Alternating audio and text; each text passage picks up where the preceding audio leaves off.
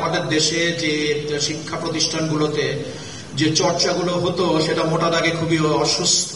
আমরা যদি রাকসু কার্যকরী করতে পারি তাহলে নেতাদের ছাত্রছাত্রীদের গুণে চলতে হবে। পার্সোনালি কে কয় ভোট পেল আর কে বিজয়ী হলো এবং হলো না, আমরা পার্সোনালি উই ডোন্ট কেয়ার। দায়িত্ব নেওয়ার পরে আমি খুবই স্ট্রংলি ফিল করেছি এবং আমি বারবার বলেছি এবং ইনফ্যাক্ট আমার স্বীকার করতে দ্বিধা নেই যে আমি আসলে যেভাবে বলেছি সেভাবে পারিও নি।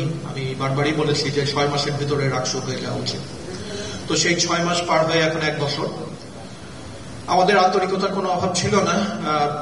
ইনশাআল্লাহ 16 তারিখে রাকসু হয়ে যাবে। যে কারণে রাকসু পিছিয়ে গেছে সেগুলো সম্পর্কে আমরা সবাই জানি এবং এগুলো নিয়ে আর এই মুহূর্তে বেশি কথা বলতে চাই না। নানান কারণ, নানান প্রতিবন্ধকতা। তো এখন আমরা খুবই আশাবাদী এবং পরিবেশ অত্যন্ত সুন্দর। খুব ভালো লাগছে এটা দেখে যে প্রতিদ্বন্দ্বিতা আছে কিন্তু একই সাথে আমাদের ছেলেমেয়েরা, আমাদের ছাত্রছাত্রীরা অত্যন্ত বন্ধুত্বপূর্ণ পরিবেশে তারা তাদের প্রচারণাগুলো চালাচ্ছে। টুকটাক যে 2-1টা ব্যত্যয় হচ্ছে না তা না, কিন্তু কোনো মেজর হিংসাত্মক ঘটনা বা খুব বড় রকমের গ্রস মিসকন্ডাক্ট এরকম কোন অভিযোগ বোধহয় এখনো নির্বাচন কমিশনের কাছে আসেনি। যেগুলো আসছে সেগুলো নিশ্চয়ই তারা তাদের মতো করে অ্যাড্রেস করার চেষ্টা করছেন আর কি। একটা ব্যাপার বলে দেওয়া ভালো, নির্বাচন কমিশন যেটা সিন্ডিকেট থেকে যেটা গঠন করা হয়েছে এটা অসম্ভব শক্তিশালী একটা কমিশন। তাদের শক্তি আছে, সামর্থ্য আছে, কিন্তু তারা সর্বোচ্চ ধৈর্য এবং সহ্য এটা হয়তো এখনো যারা উপলব্ধি করছেন না তারা পরবর্তীতে কোনো এক সময় করবেন যে তারা প্রচন্ড ধৈর্যের পরিচয় দিয়েছেন। নানান রকমের অপপ্রচার, খারাপ কথা এগুলো তারা হজম করেছেন শুধুমাত্র শিক্ষার্থীদের জন্য, কারণ তাদের ব্যক্তিগত কোনো স্বার্থ এখানে নেই। তারা এটা হজম করেছেন শুধু আমাদের ছাত্রছাত্রীদের মুখের দিকে তাকিয়ে। তো কোনোদিন যদি তারা এটা উপলব্ধি করে তাহলে নিশ্চয়ই তাদের ভিতরে কৃতজ্ঞতা বোধটুকু জাগ্রত হবে আর কি, আমি এটা আশা করি আর কি। তো এর বাইরে যে কথাটা আমরা বলতে চাচ্ছি, সময় প্রায় চলে এসছে আর মধ্যে কয়েকটা দিন আচরণবিধিটা আসলে মেনে চলা উচিত এবং যেহেতু ছাত্রছাত্রীরা সবাই উচ্চ শিক্ষিত সমাজের অংশ, আসলে এগুলো বারবার বলার কথা না, তাদের নিজেদের ভিতর থেকেই চার্ট তৈরি হওয়া উচিত যে আমরা কেউ আচরণবিধি লঙ্ঘন করবো না। আর রাকসুর প্রয়োজনটা কোথায়? আমি নিজে পার্সোনালি যেটা ফিল করি যে আমাদের দেশে যে শিক্ষা প্রতিষ্ঠানগুলোতে যে চর্চাগুলো হতো সেটা মোটা দাগে খুবই অসুস্থ। আমাদের ছাত্রছাত্রীদের নেতাদের গুণে চলতে হতো। আমরা যদি রাকসু কার্যকরী করতে পারি তাহলে নেতাদের ছাত্রছাত্রীদের গুণে চলতে হবে।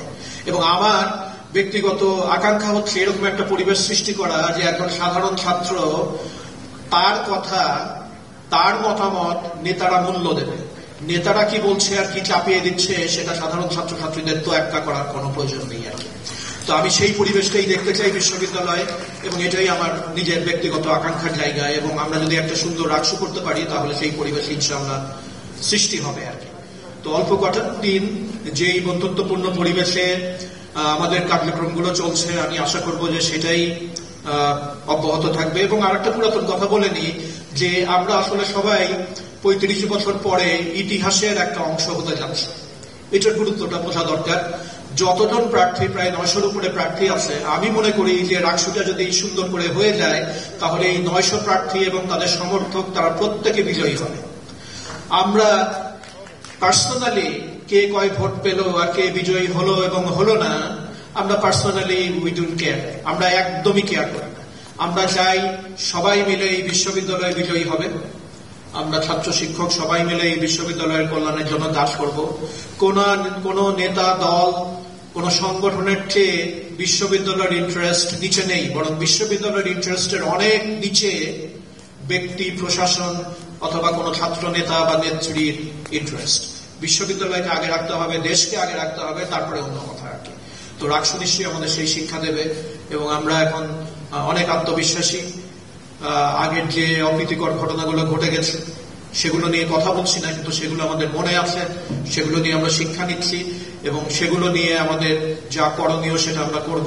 কিন্তু এই মুহূর্তে আমাদের একমাত্র লক্ষ্য হচ্ছে যে অত্যন্ত সুন্দর সারা দেশ ও জাতির কাছে একটা আদর্শ নির্বাচন এবং সেই নির্বাচনের মাধ্যমে ছাত্রছাত্রীদের বৈধ প্রতিনিধি খুঁজে পাওয়া। তো ইনশাআল্লাহ আমরা সেই কাজটাই করে ফেলবো। আর কয়েকটা দিন আছে, আমি সবার সহযোগিতা চাচ্ছি এবং প্রশাসনের তরফ থেকে নিরাপত্তা সংক্রান্ত যাবতীয় বিষয় নিয়ে আমরা সচেতন আছি এবং আমরা কাজ করছি। আমি সবাইকে আশ্বস্ত করতে চাই সবার সহযোগিতা ইনশাআল্লাহ আল্লাহ রহম করলে একটা চমৎকার রাষ্ট্র আমরা এই বিশ্ববিদ্যালয়কে উপহার দিতে পারবো।